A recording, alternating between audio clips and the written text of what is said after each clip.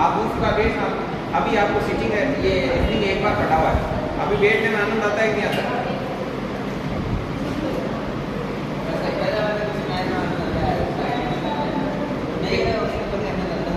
नहीं, जो नहीं आता है या जो टॉपिक कम आता है वो भी स्ट्रॉन्ग होता है। चलिए, हर आवाज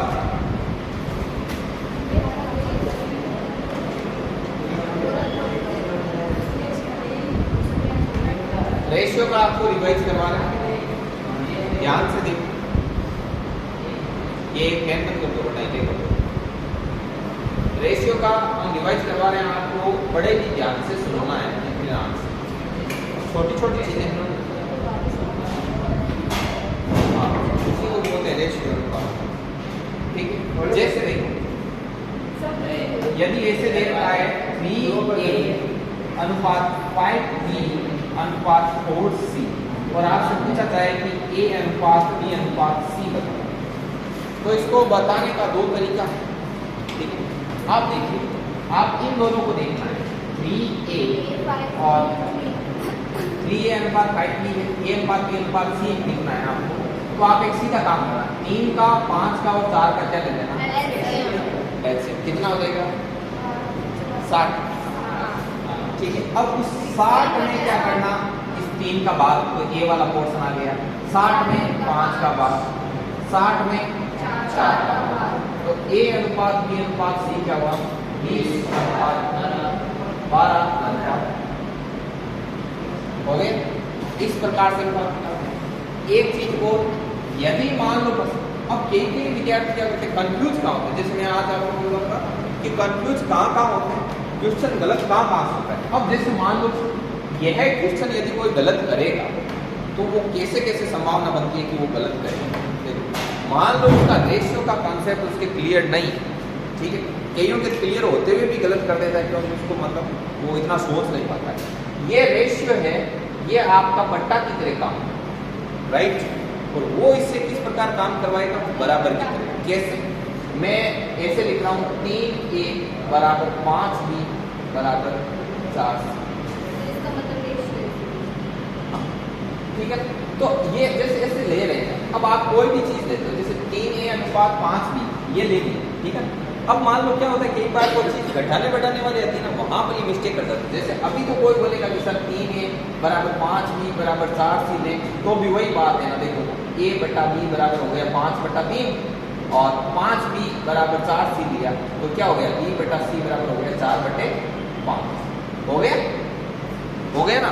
अब देखना, अब जैसे A अनुपात B अनुपात C, A कितना 5, B कितना, अब C कितना 4, B कितना 5। अब इसको आगे बढ़ा दो 4, इसको आगे बढ़ा दो 3, तो ये 20 12। अब सर ये भी है, ये बराबर ये और ये हो गए, यहाँ पर ये दुकान जम गई ना मामला। तो यहाँ पर तो ये दो तरीके हो गए। अब गड़बड़ कहाँ होती है, गड़बड़ जैसे ऐसे बोला जाए कि A का 3 गुना मतलब 3 है, B का 5 गुना मतलब 5B से 40 क्या है, कम है, तो 3A बराबर 5B माइनस क्या बन गई, इक्वेशन 40 बन गई। अब वहां पर यदि वो अनुपात की तरह इसको काम ले लेता है तो वहां पर मामला क्या हो जाता है, गड़बड़ हो जाता है। इसलिए हम कभी ऐसा नहीं बोलते कि ये अनुपात है, ये बराबर के बराबर ही है, ठीक है ना। हालांकि आंसर तो बराबर ही आ रहा है, बराबर की तरह ही काम करता है, लेकिन स्टूडेंट के क्या कॉपी में सेट हो जाता है। जैसे मैं उसको बोलूँ कि 3A का 3 गुना B के 5 गुने से 40 कम, और फिर मैंने यहाँ पर बराबर तो वो इसमें अनुपात करूँगा, ठीक है, अनुपात करूँ तो कितने क्यों अनुपात बराबर 1 ही हुए, ये देखो 8 1 ही, ये मतलब अनुपात है बराबर हुए।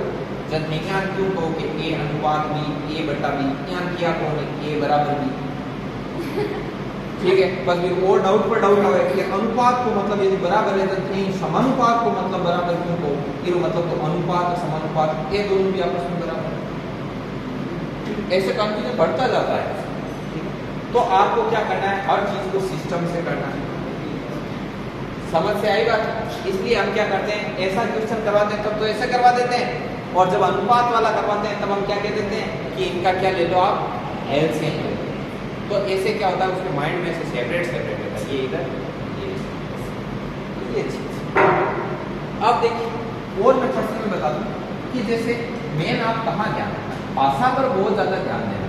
पर्सन की जो भाषा होती है, पर्सन की भाषा आनी चाहिए। अब आप मैथ में आप इतने अभ्यस्त हो चुके हो, जैसे मैं बोलता हूँ, मैं एक चीज बोल रहा हूँ, ए है वो बी का, तो बी का आया, बी का 20% का 1 तिहाई से 40 अधिक, तो ए बराबर क्या?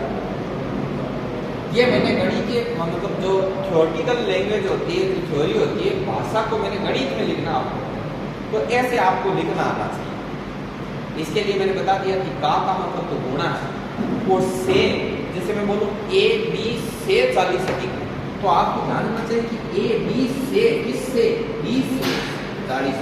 अब लगाओ बीच में, तो अब इसमें भी दिक्कत है कि इसमें स्टूडेंट कहाँ गलत करता है, इसमें स्टूडेंट यहाँ पे गलत करता है कि वो उसको पता ही नहीं चलता है कि मैं 40 जोड़ूं किधर।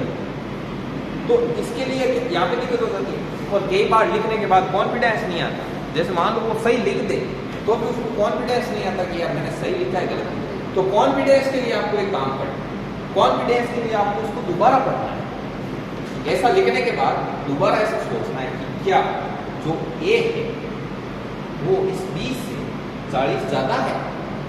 तो आप बोलोगे बिल्कुल यार, बी में जब 40 जोड़ते हैं तब जाके कहाँ पहुंचता है, ए के बराबर। इसका मतलब ए है वो 20 से 40 कहाँ है, ऊपर है। 20 से 40 क्या है, ज्यादा है, तो हमने इसका मतलब सही लिखा है। अब मान लो कोई लिखे कि ए सी से 10 कम है, मतलब सी ज्यादा है, सी में से 10 घटाते तब हम ए के बराबर आते हैं। और पर्सन भी वही बोल रहा है कि जो ए है वो सी से 10 क्या है।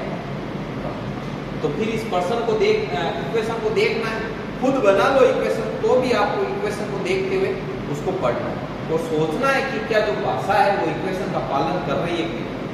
यदि कर रही है इससे क्या होता है, थोड़ा कॉन्फिडेंस है, बाकी का कॉन्फिडेंस को क्वेश्चन सोल्व करने से।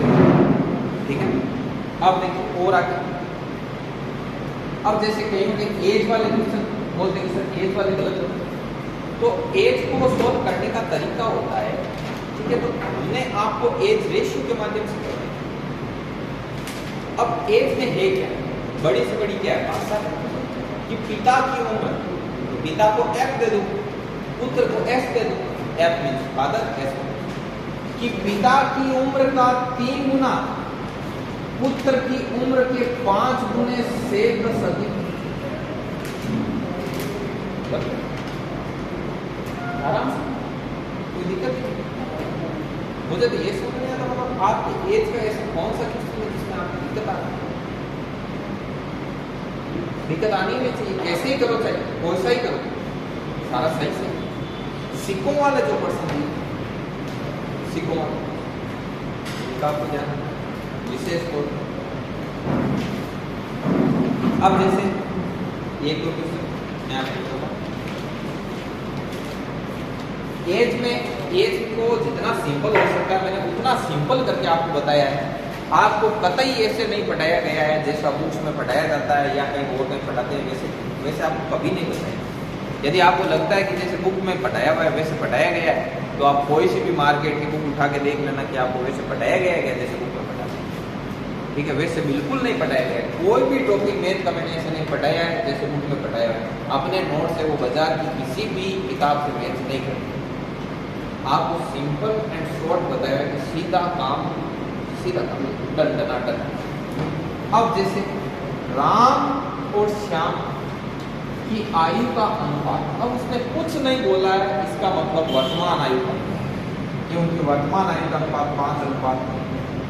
ठीक है, तो राम की आयु 5x होगी, इसकी कितनी होगी, बोले 10 साल पहले अनुपात 2:3, तो 10 साल पहले आयु कितनी होगी, 5x - 10 और 3x - 10। अब ये इनकी आयु है 10 साल पहले, और आयु को जब बट्टा में लिखते हो तो वो क्या बन जाता है, अनुपात।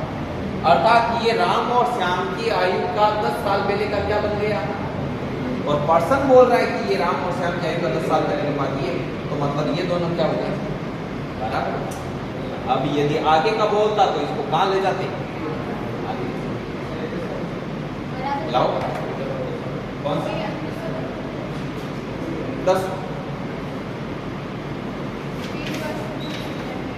अभी तुरंत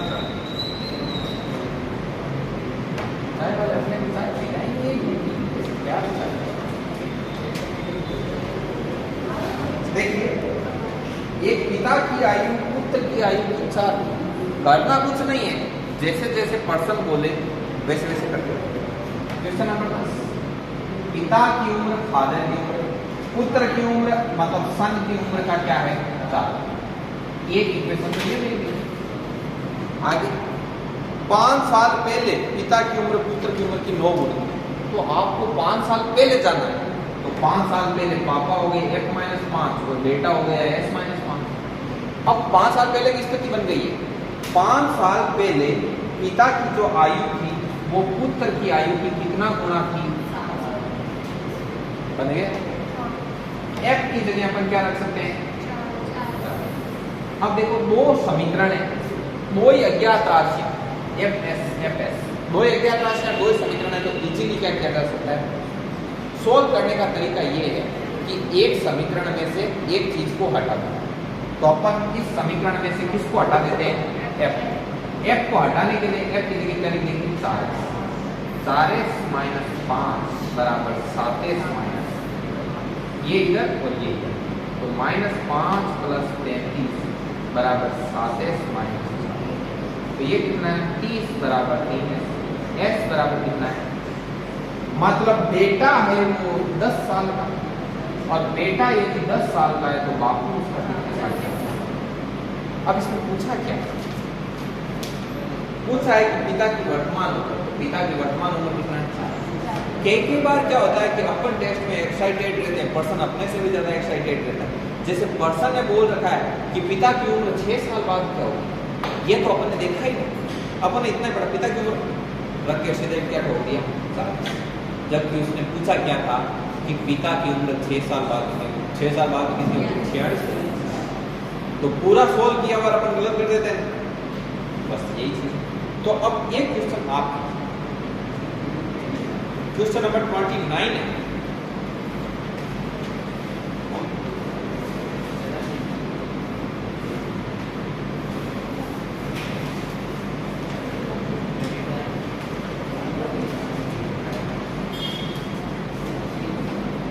रुको एक काम करो, 8 में ज्यादा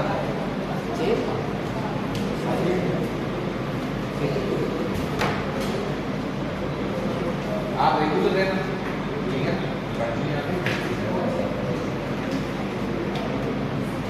8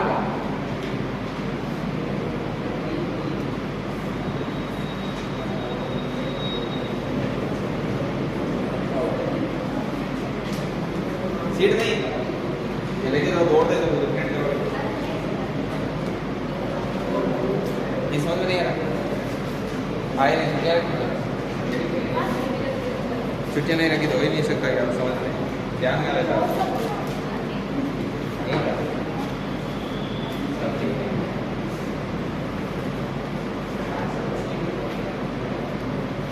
क्या बात कर रहा हूँ, क्या बोल रहा हूँ?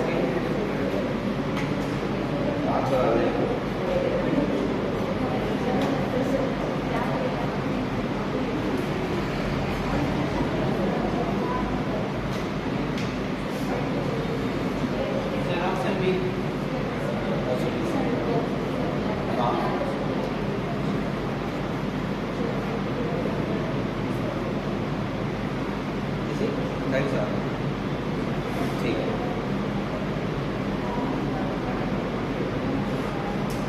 ठीक है,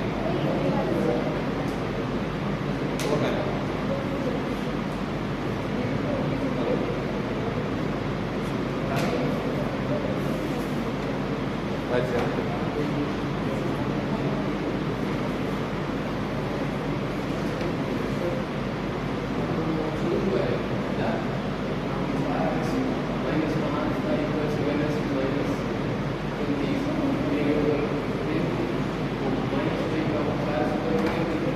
देखो इधर ये प्लस का चार्ज, इधर गया तो ये माइनस का चार्ज, इधर ये माइनस का 35, ये इधर आया प्लस का 35।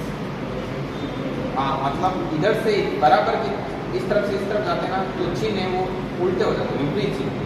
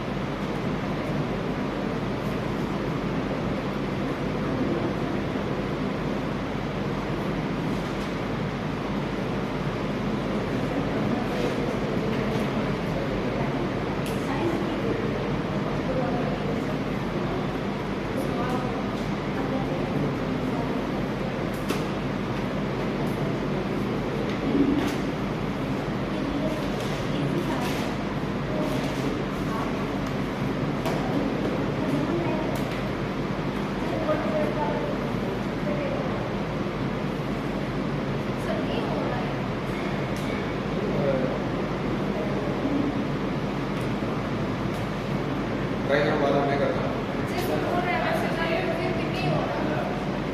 अच्छा ये कितना लगता है?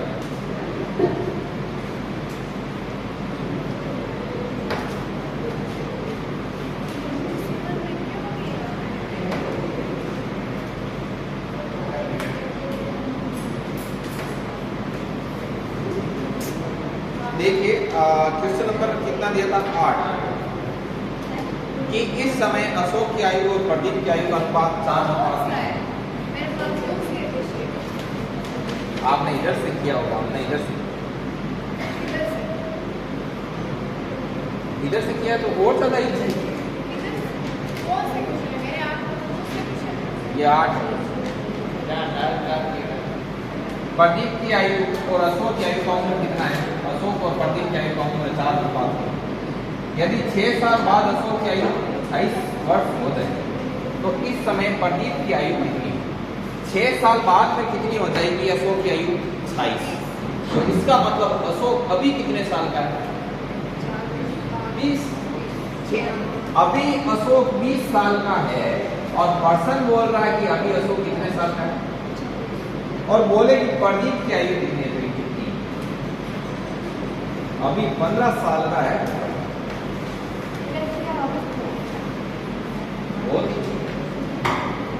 पर्सन बोल रहा है कि अशोक और प्रदीप की जो वर्तमान आयु का अनुपात 4:3, मतलब ये अशोक की वर्तमान उम्र है और ये प्रदीप की वर्तमान।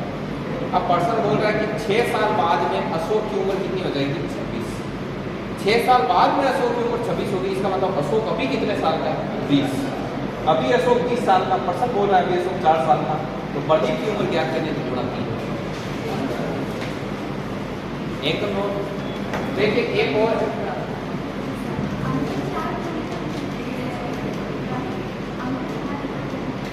क्वेश्चन नंबर 6 कीजिए।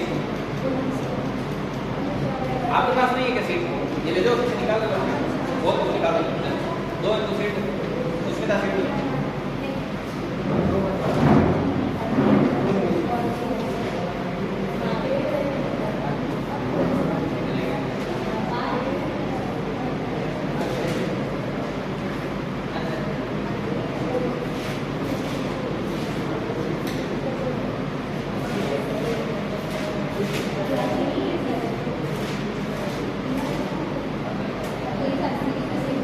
अब मैं एक बहुत अच्छा क्वेश्चन देता हूँ आपको रेशियो का।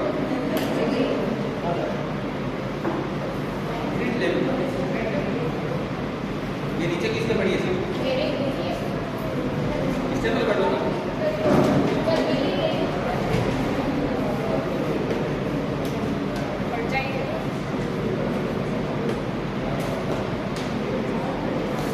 चलिए एक क्वेश्चन लिखिए।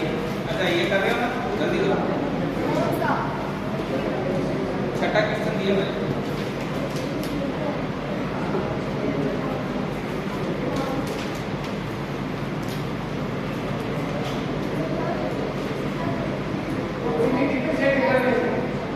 नहीं ये तो इनको एक में चाहिए, एक आपको भी 3 है, टोटल 3 है ना। अच्छा आप 3 4 निकाल दो।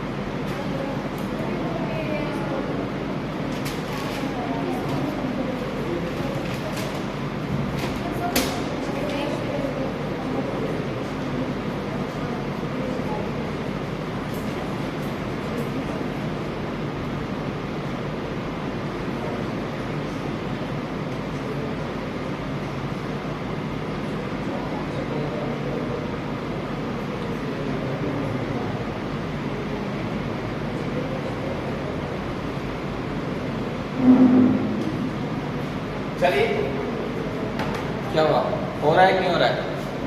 कंटिन्यू ट्राई करना है, कंटिन्यू ट्राई करो। हो गया ना टेस्ट?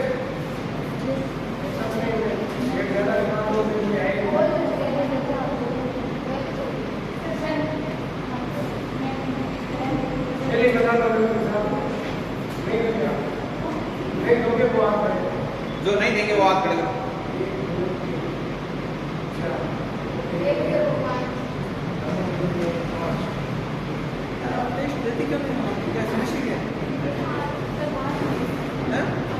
आप बाहर जाओ क्या? अच्छा आपकी आप लोगों को देख के लगता है निकम में हम ही है।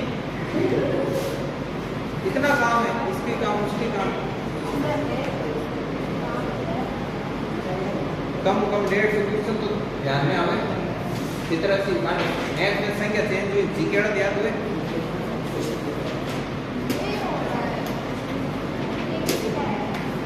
इधर लाओ।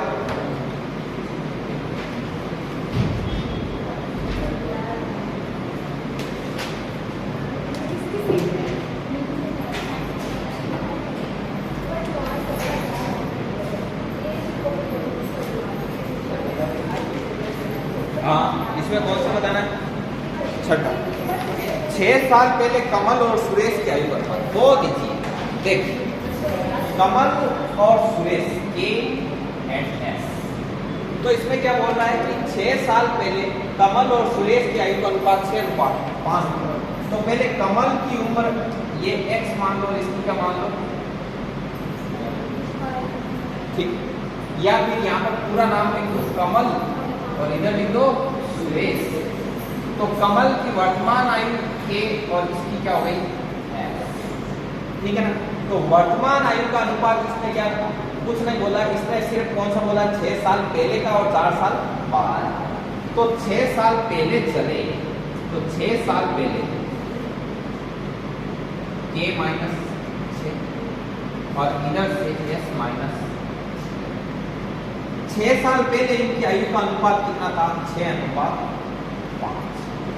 और आगे चले 4 साल बाद k + 4 और s + 4 साल बाद इनकी आयु का अनुपात कितना हो गया 11:10। तो ये बोल रहा है सुरेश की उम्र क्या है, बहुत इजी, बहुत ज्यादा इजी। तो ये कमल की वर्तमान उम्र, तो ये k-6 कमल की 6 साल पहले की उम्र, ये सुरेश की वर्तमान उम्र और ये सुरेश की 6 साल पहले की उम्र। तो 6 साल पहले की जो उम्र को बटा के रूप में लिखते हैं तो ये 6 साल पहले का क्या बन जाता है अपने 6 साल पहले का अनुपात, ये इसके अनुपात। अब करो साइन में मल्टीप्लाई, 5k - 6 बराबर 6s - 6। तो ये कितना हो जाएगा 5k - 6 बराबर 6s, सॉरी ये 30 और 6s - 6। अब एक काम करो, ये k उस तरफ भेजो तो 6s - 5k और ये इस तरफ आया -30 + 36 कितना हो जाएगा हो गया। इसको दे दो सभी का नंबर। अब इसकी बात करते हैं। 4 साल बाद में कमल की उम्र 4 और ये कितनी, तो k प्लस 4 बटा s प्लस 4 क्या हो जाएगा 11 बढ़ के 10, करो तो इसका मल्टीपल 10k प्लस 4 और 11s प्लस 4, तो ये क्या हो गया 10k प्लस 40 बराबर 11s प्लस 44, तो ये कितना हो जाएगा, इसको इस तरफ भेज दो 10k या फिर इसको इस तरफ ले आओ 11s माइनस 10, ये 44 उस तरफ जाएगा तो 40 में से 44 जाएंगे तो माइनस का, तो दो समीकरण हैं और दो अज्ञात राशियां, तो आराम से क्या किया जा सकता है, कैसे करते हैं वो मैं यहाँ कर देता हूँ। जैसे 6s माइनस 5 बराबर 6 और नीचे बिंदु 11s माइनस प्लस 1 बराबर माइनस का, बड़े ही ध्यान से देखो, इसमें एक चीज को बराबर कर दो, k को बराबर कर दो, k कब बराबर होगा जो ऊपर वाले समीकरण को किससे गुणा करेंगे 2 से, इसको कर दो 2 से गुणा पूरे के, तो ये हो गया 12s माइनस, क्या हो गया कि 12s माइनस 10k बराबर 12 और इधर क्या है 11s माइनस 10k बराबर माइनस का। अब क्या करना पड़ेगा आपको ऐसे लग रहा है, अब देखो 12s में से 11s को घटाओ तो 12s माइनस 11s क्या हो जाएगा s। अब इसको देखो ऐसे ध्यान से कि माइनस के 10k में से क्या घटाना है, माइनस के 10k, तो देखो माइनस का 10k माइनस माइनस प्लस, तो इससे ये क्या हो गया कट हो गया, ऐसे घटाते हैं, ठीक है, तो ये हो गया 0। अब 12 में से माइनस 4 घटाओ तो 12 में से क्या घटाएं माइनस माइनस माइनस, तो ये कितना हो गया, तो s बराबर आया 16। सुरेश की वर्तमान उम्र कितनी आ गई 16, ठीक है ना, आगे ना 16। अब जैसे मान लो s को 16 आ गया, आपको k चाहिए, तो आप एक काम करो इन दोनों समीकरणों में से किसी में भी s डाल दो, जैसे आपने s इसमें डाला तो s 16 था, तो 16 से क्या चिन्ह माइनस 5 के बराबर 6, तो ये कितना हो गया चिन्ह में माइनस 5 के बराबर 6, ये 6 इधर आया, चिन्ह में माइनस 6 90 बराबर 5 के बराबर 90 बटा क्या हो गया 5 बराबर कितना, तो क्या चाहिए सुरेश की वर्तमान उम्र चाहिए तो 16 लिख लो इसका एक है क्या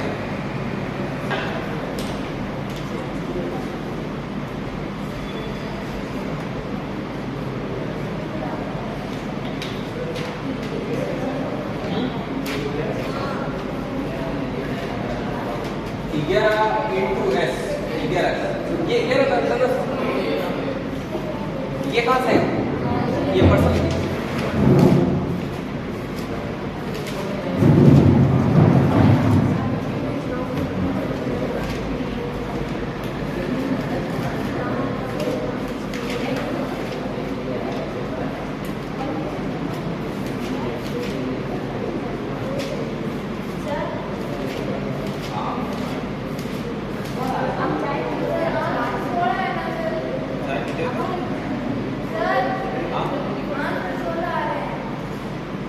तो आज 16 ही आएंगे, तो सुरेश की उम्र 16 ही है। हाँ बोलो, आपको बोले तो चाय मिलती है। आओ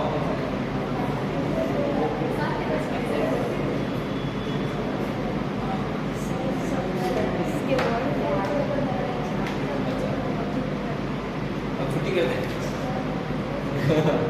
इन सबके वर्ड है, आपके साथ वर्ड देंगे मतलब सबका वर्ड है, तो सबको के खाना खाना सेवा करना फिर चटनी बनना, तो जो मीनू है उसको भी करना। अच्छा अच्छा सर आप बोलो सर 2 घंटा पेपर है 5 बजे हाँ, तो 15 मिनट में हो। आज कब है, आज कब वर्ड है सबके साथ, देखो सबकी शब्द देखो। और यदि हम ये छुट्टी करते हैं तो हमें क्या मिलेगा रिश्वत में, जैसे कब का टेस्ट पेंसिल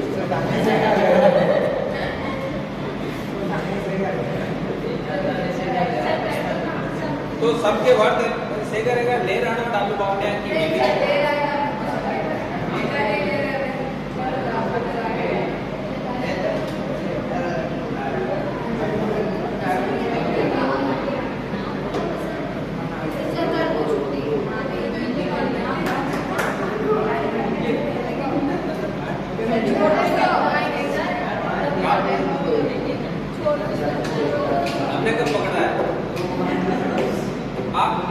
लिखो, अभी करते हैं कुछ तीज के बारे में चर्चा करते हैं, आपसे जानना लगता है।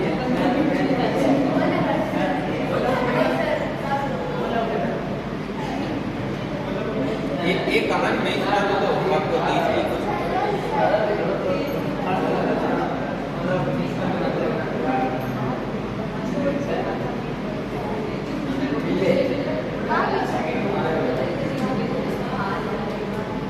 आप कितना जानते हो यार तीज वगैरह वैसे अब तो लोग बोले पड़ते जानते कितने ये भी जाने रास्ता नहीं जानता।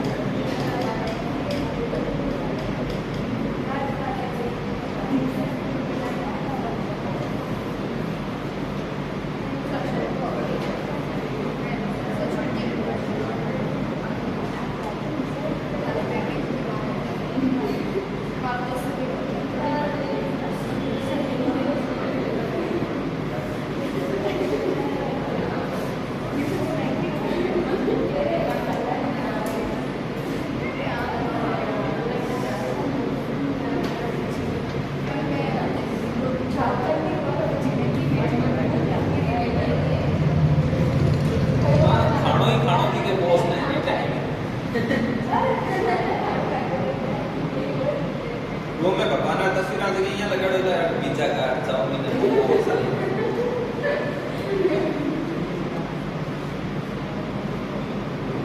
मुझे आज पता नहीं चला मोमोज होता है मस्त होता है।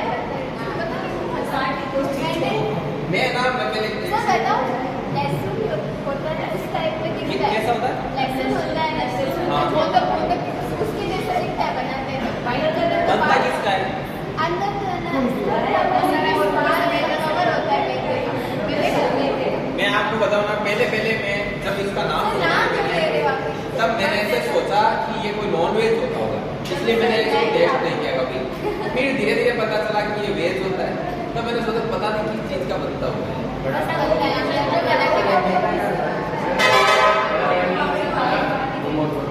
कौन सा? बड़ा बड़ा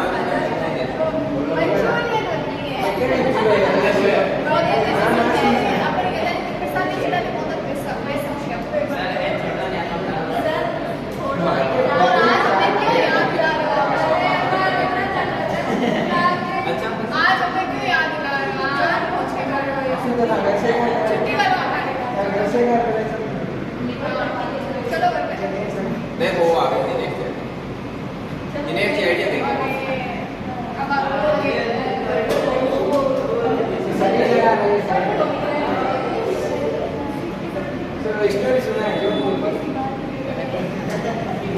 मैं तो आदमी एक कट लगा आएगा, अब आगे सुनो। एक ये है कि मैं छुट्टी करो तीज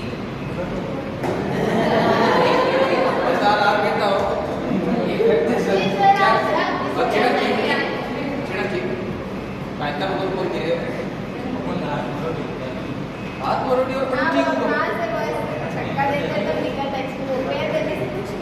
अच्छा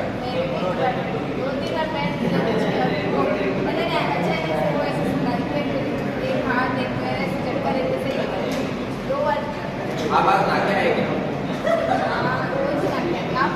तब ये गोरे लग रहे थे, मैंने तो क्या बात है ना क्या हाँ देख चलिए अब आगे देखो। मैं एक क्वेश्चन देता हूँ उसको आपको सोल्व करना है। ये क्वेश्चन सोल्व कर देना, उसके बाद छुट्टी आती है। ये क्वेश्चन आप कितना जल्दी सोल्व करते हो उस पर ऑप्शन भी दिए गए।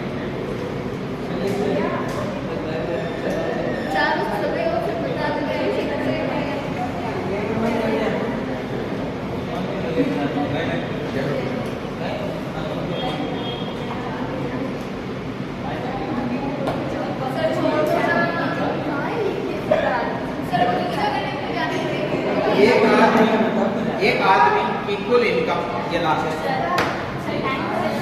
एक आदमी की कुल इनकम लास्ट बीच के उपलक्ष्य में इससे क्वेश्चन, एक आदमी की कुल इनकम, अरे आवाज नहीं, एक आदमी की कुल इनकम 57,500 रुपए।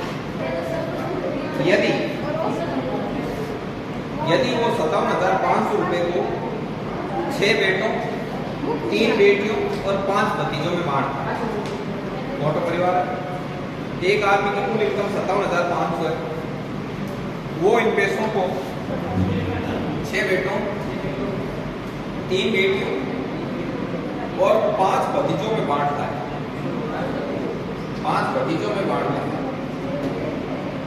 यदि प्रत्येक पुत्र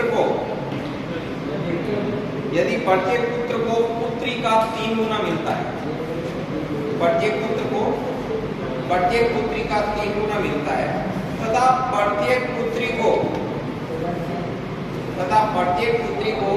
प्रत्येक भतीजे का 2.5 गुना मिलता है, तो बताओ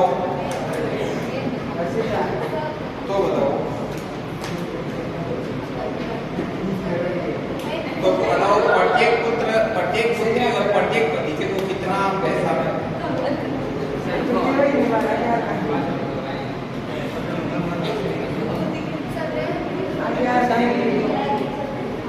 एक आदमी की कुल इनकम 57,500 इस इनकम को 6 बेटों, 3 बेटियों और 5 भतीजों में बांटा जाता है। यदि प्रत्येक पुत्र को प्रत्येक पुत्री का 3 गुना मिलता है और प्रत्येक पुत्री को प्रत्येक भतीजे का 2.5 गुना मिलता है, प्रत्येक पुत्र को प्रत्येक पुत्री का 3 गुना मिलता है और प्रत्येक पुत्री को प्रत्येक भतीजे का 2.5 गुना मिलता है, तो प्रत्येक पुत्री और प्रत्येक भतीजे को कितना मिलता है?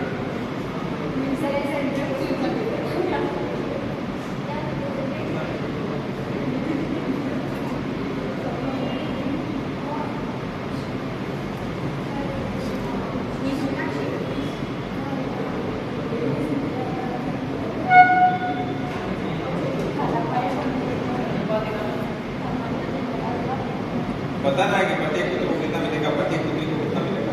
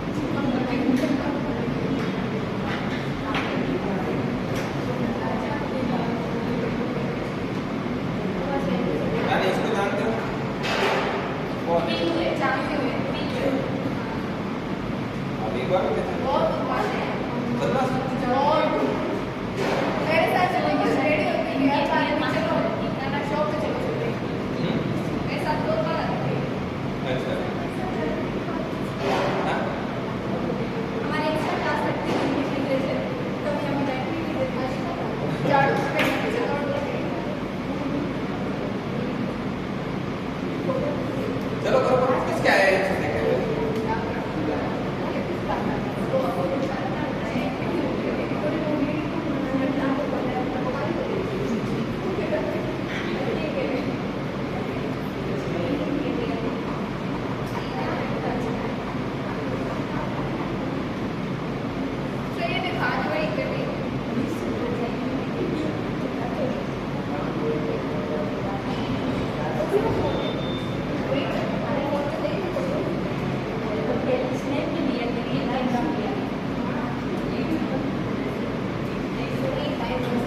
चलो मैं आपको शायरी सुनाता हूँ।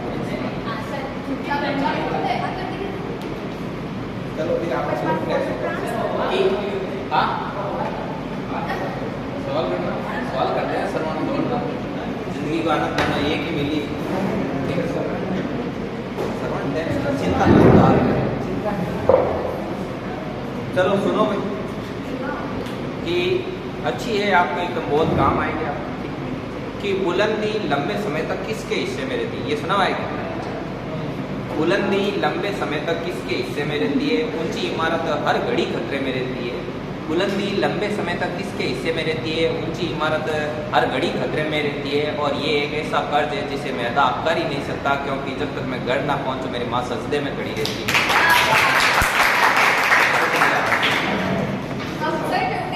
ठीक है, चलिए, ओके डन। आंसर हाँ रोको।